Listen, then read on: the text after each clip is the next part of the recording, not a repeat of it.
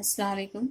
आज हम दूसरी रुबाई जो मसहफ़ी ने लिखी है उसको हम समझने की कोशिश करेंगे। जान पहचान तुम लोग पढ़ लो। हम रुबाई से शुरू कर देंगे। नादान गए जहाँ से और दाना भी, पैदा जो हुए हुए वो ना पैदा भी, है हस्ती ये दुनिया तो हमारे दम से, जब हम न हुए तो गो न हो दुनिया भी।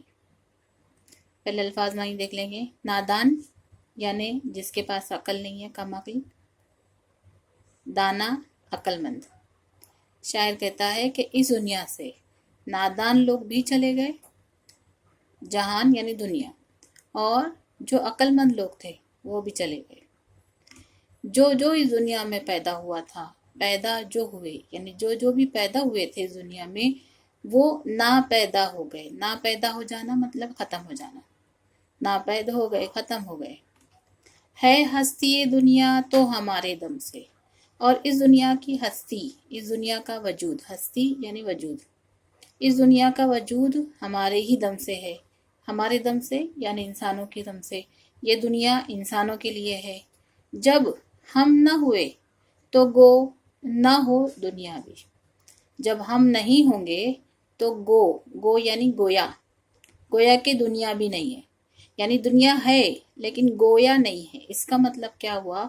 शायर ये कहता है कि अगर हम इस दुनिया से चले गए, जब हम न हुए, हम इस दुनिया से चले गए, तो दुनिया तो बाकी रहने वाली है। दुनिया तो यहाँ रहेगी और दूसरे लोग आएंगे और लोग चले जाएंगे और आते रहेंगे जाते रहेंगे, लेकिन हमारे लिए ये दुनिया नहीं रहेगी। गो न हो दुनिया भी, यानी जब हम नहीं होंगे तो गोया दुनिया भी नहीं होगी। यानी हमारी दुनिया उसी वक्त ख़त्म हो जाएगी जब हमको मौत आ जाएगी। इसका मतलब ये है कि दुनिया की ज़िंदगी फ़ानी है, हमेशा रहने वाली नहीं है।